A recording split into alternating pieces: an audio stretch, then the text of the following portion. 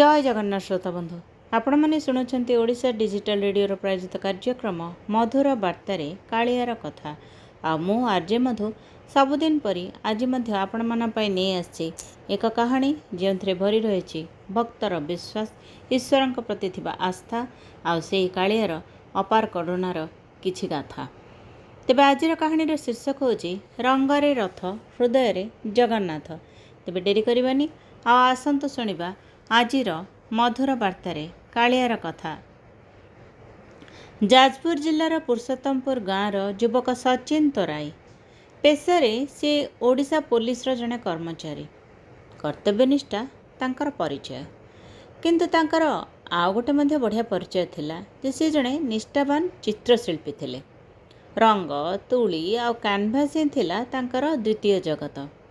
प्रति वर्ष रथयात्रा आसिले सचिनकर ड्यूटी श्रीक्षेत्र पुरी रे पड़ुला।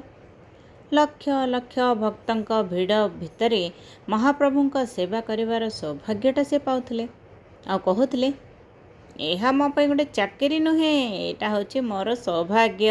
हाँ, किंतु सेही वर्ष भाग्य रे अन्य किछि लेखा जाइथिला।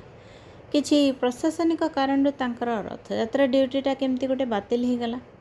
आ यही खबरटा शुणिकी सचिन बहुत दुखित हेले।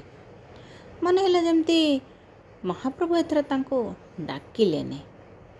से दिन संध्यारे घरर छोट स्टूडियोटारे बसिकी से महाप्रभुंकर रथयात्रार एक विशाल चित्र आंकिवाको आरंभ कले।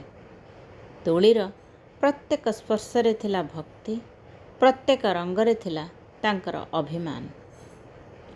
चित्रटा प्राय शेष हेबाको आसिला। केवल महाप्रभुंकर दुईटी चक्षु आंकिबाटा बाकी थिला। हठात से अनुभव कले जे घर भितरे गोटे अद्भुत चंदनर सुगंध व्यापीगला चारिआडे। चतुर्दिगरे गभीर नीरवता।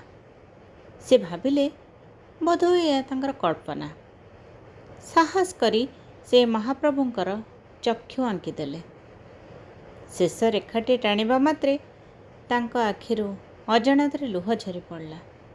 मन है जमती चित्रर मुहरे गोटे गोटे सजीव हस फुटी उठी।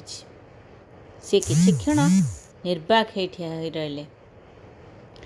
से रात्रि सचिन गोटे स्वप्न देखिले जे महाप्रभु रथ उपरे बसिकी हसुचंती। सचिन दूररू हाथ जोड़िकी ठिया होइछंती।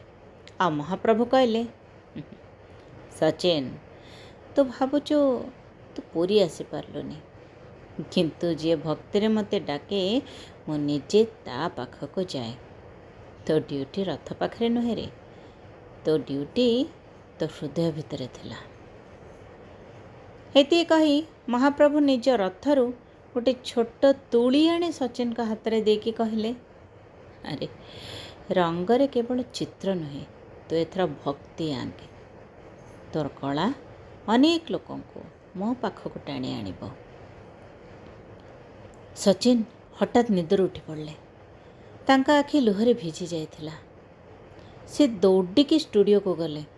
देखिले चित्र सामने रखा जाइथिबा चंदनर छोट टिकियार सुगंध एबे मध्य व्यापी रहिछि। आओ से दिन ठारू सचिन बुझीगले जे महाप्रभुंक पाखक पहुँचा पाई सबले पुरी को जीवा किछि दरकार नाही।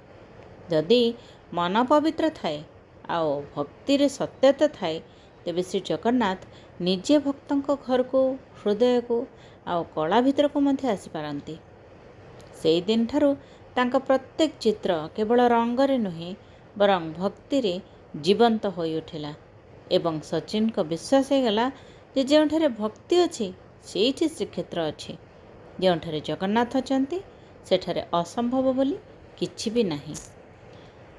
श्रोता बंधु मैंने आपण मध्य अनेक जन हुए तो पूरी जापारि नथिबे, जेकोसी कारणवशतः होना कहीं। तेबे जमार मन दुख करंत नहीं। आज एमती सचिन को गोटे अद्भुत शिहरण से प्राप्त करछंती। अद्भुत तांका मन भितरे गोटे भावावेग सृष्टि होइछि। आपणक मनरे मध्य सेमती भक्तिर शिहरण आसु, सेमती भावावेग सृष्टि हो, एतिकी ही प्रार्थना मु करुछि। ଆଉ ଏତିକି କହିବି ସଚିନଙ୍କ ପରି ଆପଣ ମଧ୍ୟ ବିଶ୍ୱାସ ରଖନ୍ତୁ ଯେ ଯଦି ଆପଣଙ୍କ ହୃଦୟରେ ଭକ୍ତି ଅଛି, ମନରେ ସତ୍ୟତା ଅଛି, ପ୍ରଭୁଙ୍କ ପ୍ରତି ଏକ ସମର୍ପିତ ଭାବ ରହିଛି, ତେବେ ସିଏ ଆପଣଙ୍କ ଘରକୁ, ମନକୁ, ହୃଦୟକୁ, ଆପଣଙ୍କ କଳା ଭିତରକୁ, ଏମିତିକି ଆପଣ ଯେକୌଣସି କର୍ମ କରିଛନ୍ତି ସେ କର୍ମ ଭିତରକୁ ନିଜେ ଆସି ସେ ଦର୍ଶନ ଦେବେ, ଆପଣଙ୍କ ସହିତ ରହିବେ। ବିଶ୍ୱାସ ରଖନ୍ତୁ, ପୁରୀ ଯାଇ ଜଗନ୍ନାଥଙ୍କୁ ଦେଖିବାର ଆବଶ୍ୟକତାଠାରୁ ବେଶୀ ଅଧିକ ଆବଶ୍ୟକ ରହିଛି ଆପଣଙ୍କ ମନ ଭିତରେ ତାଙ୍କ ଭକ୍ତିକୁ ଜାଗ୍ରତ କରନ୍ତୁ ଆଉ ତାଙ୍କୁ ନିଜ ଚର୍ମଚକ୍ଷୁରେ ନୁହେଁ ମର୍ମଚକ୍ଷୁରେ ଦର୍ଶନ କରନ୍ତୁ।